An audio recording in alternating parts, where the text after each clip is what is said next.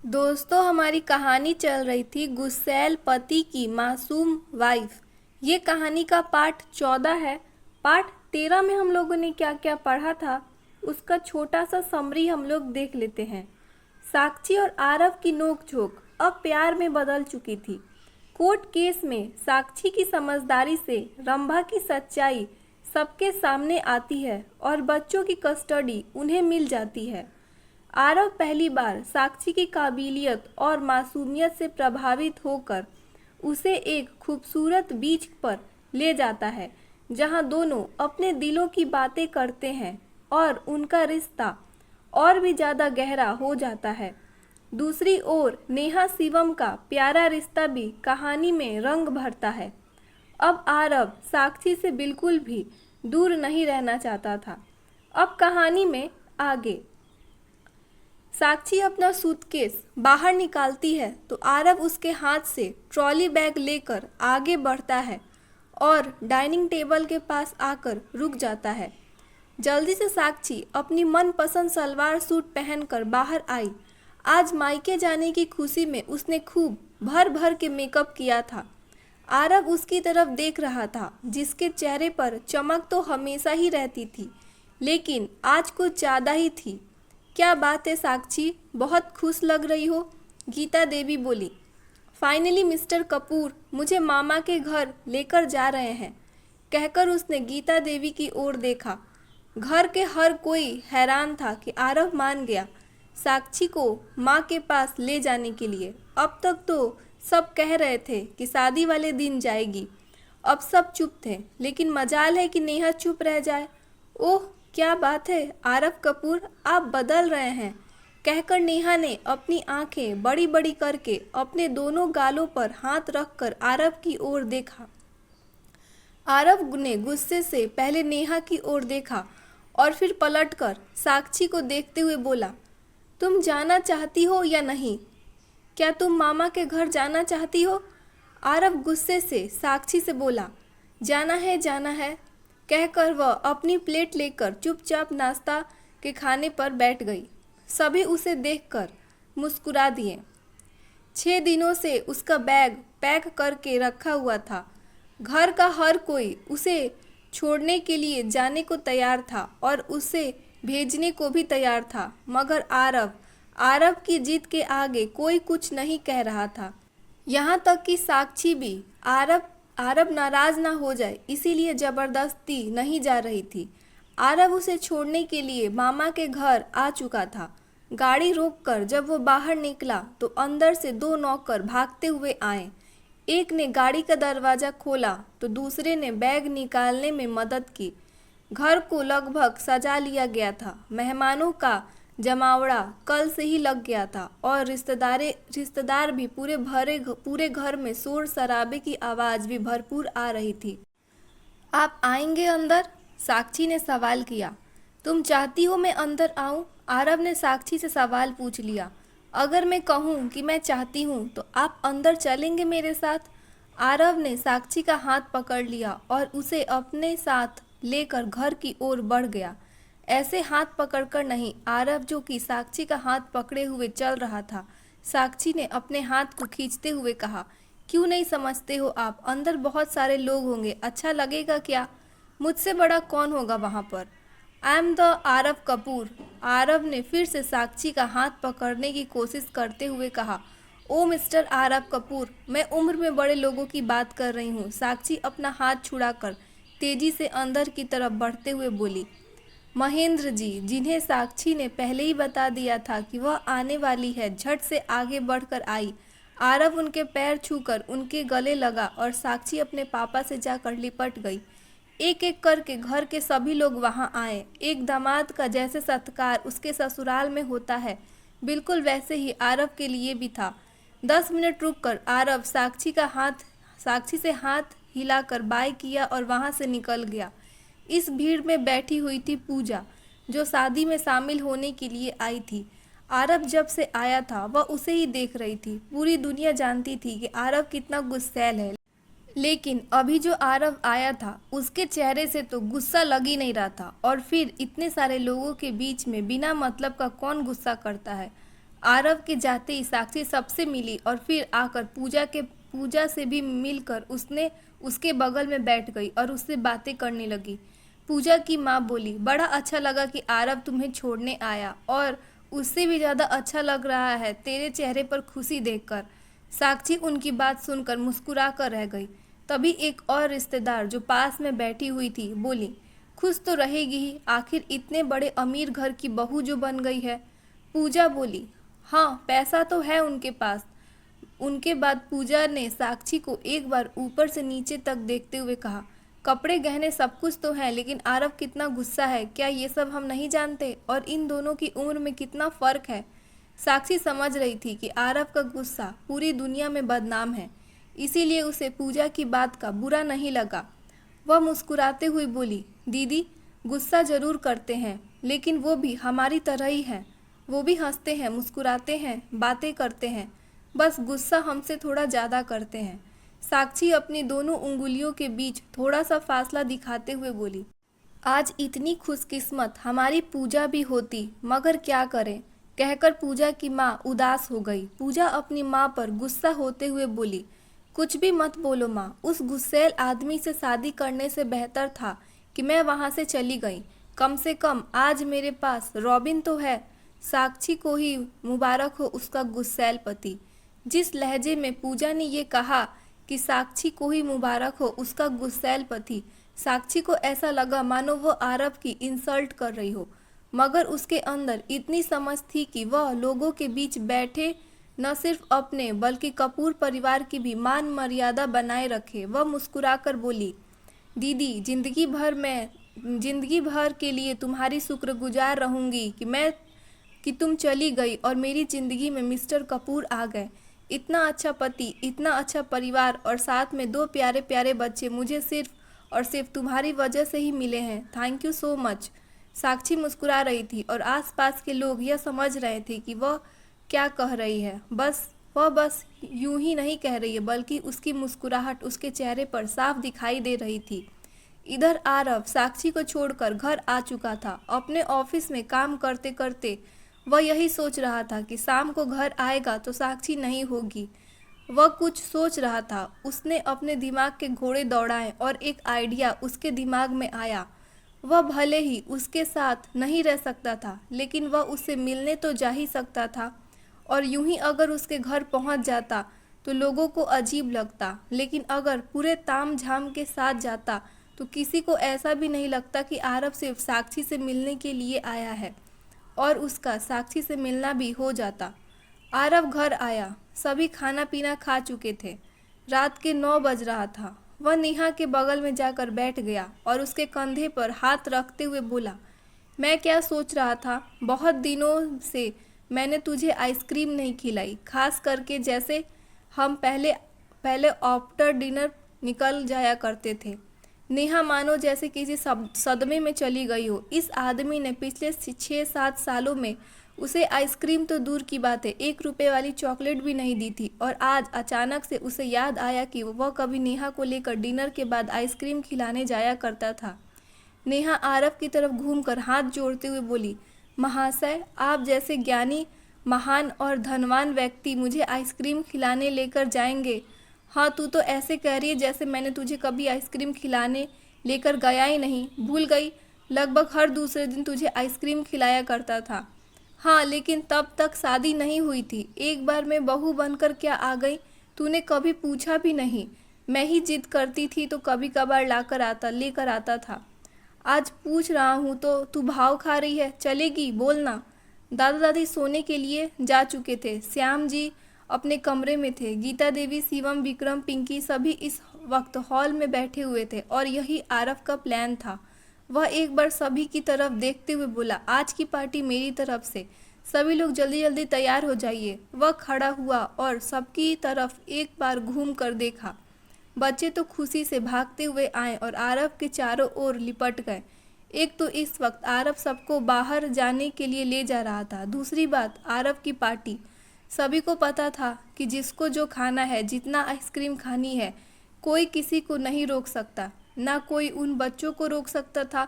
सभी जाने के लिए तैयार हो जाते हैं। गीता देवी बोली, तुम सब चले जाओ, मैं बच्चों को लेकर घर पे रुकती हूँ। बच्चों के लिए घर पर ही लेकर आ जाना। लेकिन आरव ने जिद करके बच्चों को भी अपने साथ ले लिया। जब सब निकलने लगे तो शिवम अपने कमरे की ओर बढ़ा। आप कहाँ जा रहे हैं भाई? चलिए, सभी बाहर जा चुके हैं। इस वक्त हॉल में शिवम और आरव दोनों ही बचे हुए थे। शिवम मुस्कुराकर कहता है, मैं चेंज करके आता हूँ।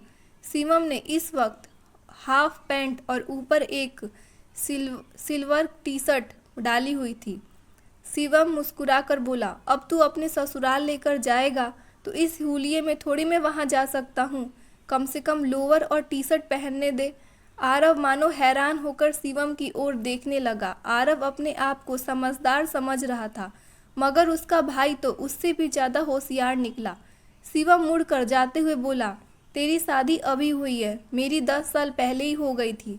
जो तू कुछ आज कर रहा है, मैं 10 साल पहले ट्राई कर चुका हूँ। भाई तू बच्चा था, इसीलिए समझ नहीं आया। आरव अपने भाई की बात सुनकर मुस्कुरा कर रह गया। उसने सबसे पहले तो एक आइसक्रीम पार्लर के पास गाड़ी रोकी। आरव अपनी कार में अपने दोनों बच्चों के साथ था।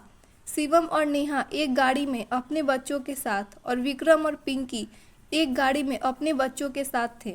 सभी एक आइसक्रीम पार्लर के पास रुके और जैसे ही आरव ने वादा किया था, सबने अपनी अपनी पसंद की आइसक्रीम खाई।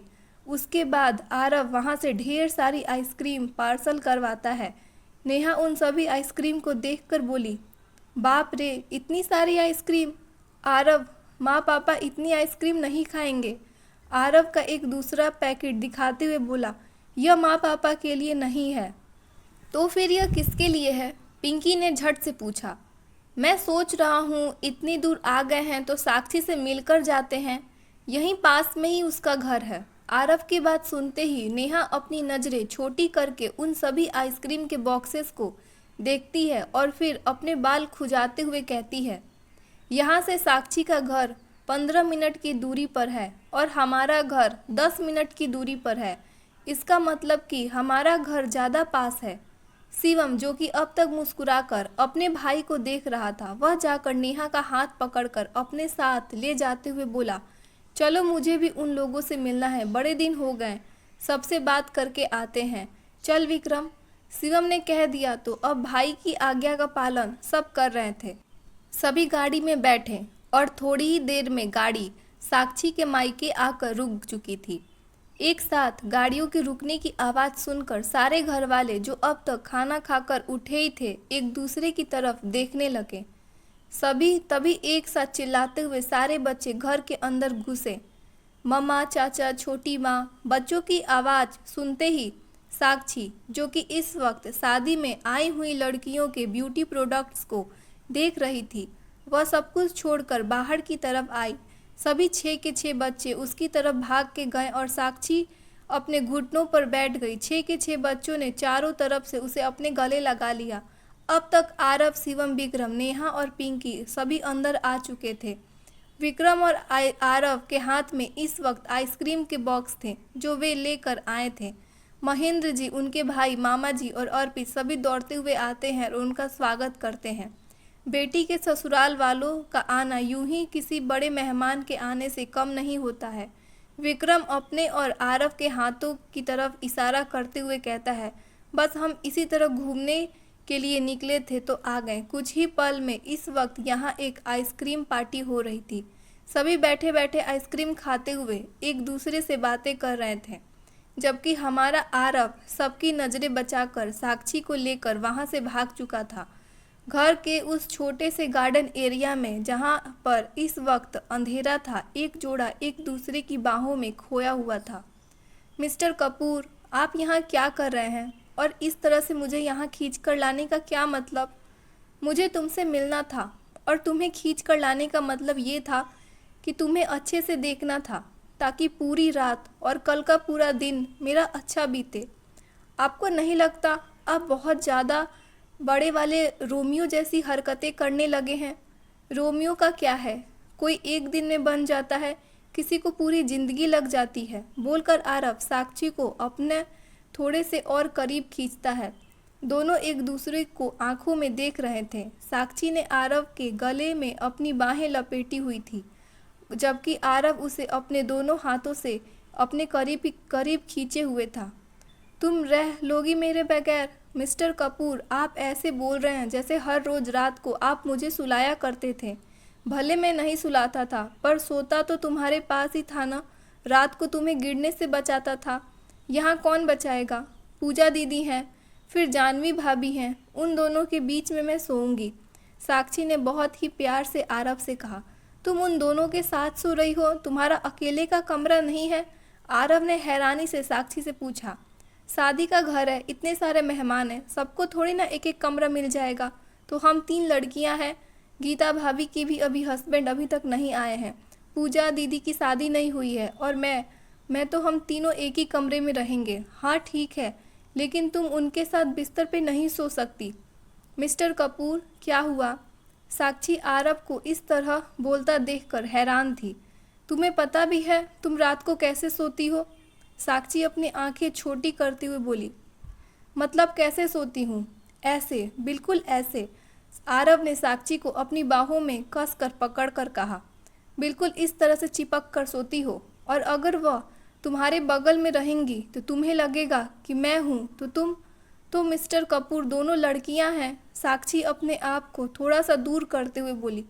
तो इसका मतलब क्या हुआ? मुझे नहीं चाहिए कि मेरी बीवी किसी लड़की के साथ चिपके। आप इतनी रात को मुझसे लड़ाई करने के लिए यहाँ पर आए हैं? साक्षी ने कहा। साक्षी, तुम उनके बीच बिल्कुल भी नहीं सोओगी, समझी? आरव सच में नाराज होते हुए बोला। मिस्टर कपूर, साक्षी आगे का कुछ बोल ही नहीं पाई। मैं नहीं सुन रहा तुम्हारी बात, कहकर आरव ने उसको छोड़ दिया। आरव ने अपने हाथ भले ही साक्षी के कमर से हटा लिए हों, लेकिन साक्षी की बाहें अभी भी आरव के गले में थी। साक्षी मुंह लटकाते हुए बोली, ठीक है, फिर मैं रसोई में बिस्तर बिछाकर सो जाऊंगी। रसोई में मतलब? इतना बड़ा घर है, मैंने देखा, मुझे लगता है इतने सारे कमरे होंगे यहाँ पर। तुम्हारे लिए कमरा नहीं होगा? मिस्टर कपूर, बहुत सारे कमरे हैं यहाँ पर, लेकिन जो कपल्स हैं वो थोड़ी ना अलग अलग सो सकते हैं। तो क्या मैं उनके बीच में जाकर सो जाऊँ? क्या यह ठीक है? अब साक्षी भी थोड़ा सा नाराज होने लगी थी। तो मैं भी यहाँ रुकता हूँ, फिर हमें भी एक अलग से कमरा मिलेगा। आरव ने फिर से अपने दिमाग के घोड़े दौड़ाए। साक्षी आरव की बाहों से हटती हुई और आरव के सीने पर हाथ रखकर उसे ढकेलती हुई कहती है, अब आए ना आप लाइन पर। अब पता चला मुझे आपके यहाँ आने का मकसद क्या था। आरव, जो महज 2 कदम ही दूर हुआ था, 2 कदम आगे बढ़ाकर कहता है, तो क्या बुराई है? कपल्स रह रहे हैं ना यहाँ पर, तो मैं कह देता हूँ ना कि मैं भी रुकूंगा आज। फिर हमारे लिए भी अलग से कमरे मिल जाएंगे। आपके अंदर बिल्कुल भी शर्म नहीं है ना? आप कैसे कहेंगे कि आप मेरे साथ कमरे में रहेंगे? साक्षी 2 कदम और पीछे जाते हुए बोली। मेरे साथ मेरे कमरे में नहीं सोती हो क्या? तो क्या फ़र्क पड़ता है? आप समझ नहीं रहे हैं, मुझे तो आपसे बात ही नहीं करनी है। साक्षी को आरव से लड़ाई नहीं करनी थी, इसीलिए वह बिना कुछ बोले अंदर आ गई। जब आरव पीछे से चिल्लाते हुए आ रहा था, जान जान सुनो, तो घर वालों का ध्यान अचानक से उस तरफ गया जहां पर इस वक्त आरव जान जान चिल्लाते हुए आ रहा था। साक्षी के कदम जो अब तक बच्चों की ओर बढ़ रहे थे, वह झट से रुक गए। उसने पलटकर आरव की ओर देखा, जो चलते हुए उसके पास ही आ रहा था। क्या गलत कह रहा हूँ मैं? क्यों इतना ज़्यादा नाराज हो रही हो? यह कहकर आरव साक्षी के सामने आकर खड़ा हो गया। साक्षी ने गुस्से से आरव को घूरा। यह आदमी सिर्फ आधे घंटे के लिए आया है और जान जान कहकर चिल्ला रहा है, और तो यहाँ पर इन लोगों ने भी यह जान शब्द सुन लिया है। इसके जाने के बाद अब साक्षी को सब चिढ़ा चिढ़ा कर पागल कर देंगे। साक्षी पलटकर उस तरफ देखती है जहाँ पर सारे रिश्तेदार बैठे थे। अब भी सभी आइसक्रीम खा रहे थे। उसने एक लाइन से सभी की तरफ देखना शुरू किया। सभी के चेहरे पर मुस्कुराहट थी। नहीं, ये मुस्कुराहट नहीं थी, बल्कि सभी कोशिश कर रहे थे, अपनी हंसी को जितना हो सके दबाने की कोशिश कर रहे थे। सबसे ज़्यादा तो नेहा। घूमते घूमते साक्षी की नज़र बच्चों तक आई।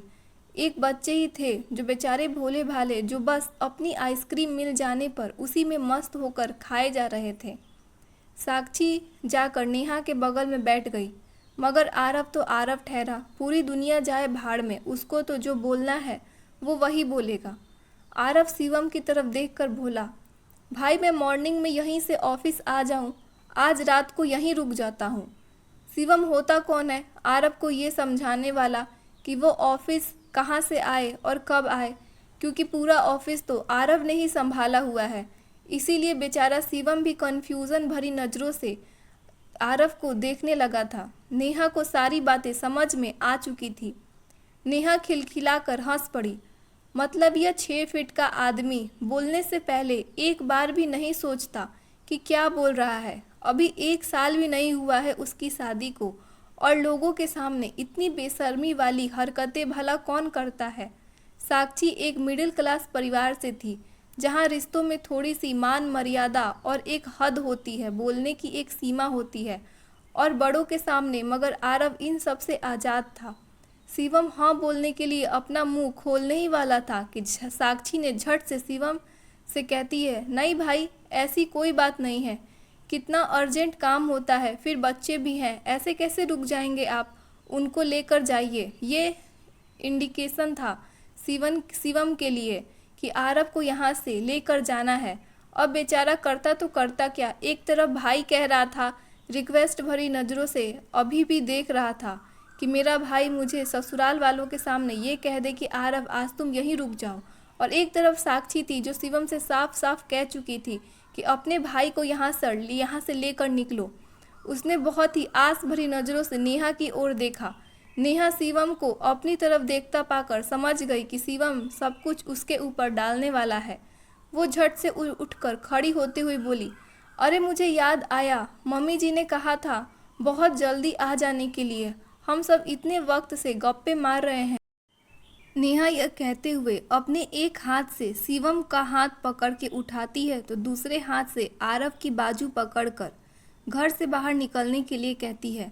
बच्चे आइसक्रीम छोड़ने को तैयार नहीं थे। वे खाते खाते ही घर से बाहर निकल आए। घर वाले दरवाजे तक छोड़ने आए। नेहा ने सबसे यह कहकर कि बहुत रात हो गई है, वे लोग अंदर जाएं, खुद गाड़ी की ओर बढ़ गई। गाड़ी के पास खुद तो निकली ही, मुझे भी घर से बाहर क्यों निकाल के आई। आरव ने घर से बाहर आते हुए ही अपना हाथ झटकते हुए नेहा से कहा, तो क्या करती। साक्षी साफ साफ बोल चुकी थी कि तुझे वहाँ नहीं रुकना है, फिर भी तू क्या कर रहा था। आरव का हाथ पकड़कर उसे फिर से आगे ले जाते हुए बोली, तुम मेरी बात सुनोगी या साक्षी की बात सुनोगी। आरव देख, अभी तेरी शादी को इतने दिन ही हुए हैं कि इतनी बेशर्मी वाले नाटक यहाँ कर रहा है। बेचारी साक्षी अपनी फैमिली के सामने कितनी एम्बैरेस हो जाएगी। इसमें एम्बैरेसिंग क्या है, वह मेरे घर में मेरे कमरे में सो सकती है, तो मैं इसके घर में इसके कमरे में क्यों नहीं सो सकता। बच्चे अपनी अपनी गाड़ियों में जाकर बैठ चुके थे। विक्रम और पिंकी अपनी कार के पास खड़े होकर नेहा और आरव के बीच की बहस को देख रहे थे। शिवम भी बेचारा दर्शक बन कर रह गया था, क्योंकि वह शादी से पहले ही वादा कर चुका था कि इन दोनों की दोस्ती के बीच में वो कभी भी नहीं बोलेगा। देख आरव, साक्षी ने जो बोला हमने वही किया। अब इससे ज़्यादा तुझे कुछ बोलना है तो तू जा अपनी बीबी से बात कर, मुझसे नहीं। नेहा भी अब आरव को नहीं समझा पा रही थी। हाँ, वो साक्षी तो है बेवकूफ़, मूर्ख एक नंबर की, लेकिन तू नहीं बता सकती थी कि उसे कि आज आरव को यहीं रुकने दो। आरव ने तेज आवाज़ में कहा। अच्छा, साक्षी बेवकूफ़ है और मूर्ख है। पीछे से किसी की आवाज़ आई। आवाज़ साक्षी की थी और यह सुनते ही आरव के होश उड़ चुके थे। वो तो बस यहाँ नेहा के सामने फेंक रहा था, लेकिन उसकी बीबी अब यहाँ पर शायद उसके ससुराल में उसकी बैंड बजाने वाली थी। साक्षी को इस तरह गुस्से में खड़ा देख आरव उसकी तरफ बढ़ते हुए बोला, जान ऐसा कुछ नहीं है, कहकर उसने साक्षी का हाथ प्यार से अपने हाथ में थामने के लिए चाहा। साक्षी झट से झटकते हुए बोली, जान जान जान। साक्षी ने धीरे धीरे बोलना शुरू किया और अंत में चिल्लाकर कहा, अभी आपको मैं जान दिखाई दे रही हूँ, उससे पहले तक तो मैं मूर्ख थी, बेवकूफ़ थी। कहा नहीं, मैंने कब कहा, ये तो नेहा कह रही थी, कहकर आरव साफ साफ अपनी बातों से मुकर गया। साक्षी ने अपनी नज़रें छोटी करके उसकी ओर देखा और अपनी कदम पीछे करते हुए बोली, आपको शादी में आने की ज़रूरत नहीं है और ना ही आप मुझे लेने के लिए यहाँ से आएंगे। फिर वह थोड़ा सा झुककर साइड में नेहा की ओर देखते हुए बोली, नेहा दी, मैं अच्छे से यहाँ पर खुश रहूँगी, क्योंकि समझदार आदमी के साथ बेवकूफ़ लड़की बिल्कुल भी अच्छी नहीं लगती है ना। तो कुछ दिन इनको अपनी समझदारी के साथ गुजारने दीजिए। साक्षी अपने घर की ओर पलटकर तेज कदमों से चली गई। आरव उसके पीछे पीछे दौड़ा। साक्षी अपने घर के अंदर तक आ रही थी। सारे रिश्तेदार अब भी उस आइसक्रीम पार्टी का आनंद ले रहे थे। तभी साक्षी को इस तरह तेज कदमों से आगे आता देख और आरव को उसके पीछे पीछे आता देख महेंद्र जी बोले, आरव बेटा, सब कुछ ठीक है ना? कुछ नहीं, मैं अपना मोबाइल भूल गया था, वही लेने आया हूँ, कहकर वो साक्षी को रिक्वेस्ट भरी नज़रों से देख रहा था। पर मजाल है कि साक्षी अब पलटकर आरव की ओर भी देख ले। बेचारा यहाँ वहाँ सब तरफ देखने के बाद चुपचाप अपना मोबाइल लेकर वह सोफे के कोने में रखता है और सबके सामने दिखाकर मोबाइल उठा लेता है। जाने से पहले भी वह पलट पलट कर साक्षी को देख रहा था, लेकिन साक्षी ने एक बार भी पलटकर आरव की ओर नहीं देखा। दोस्तों, कहानी का नेक्स्ट पार्ट कल आएगा। आप लोग वीडियो को लाइक ज़रूर कीजिएगा, हाइप का बटन भी ज़रूर दबाइएगा। मिलते हैं कल।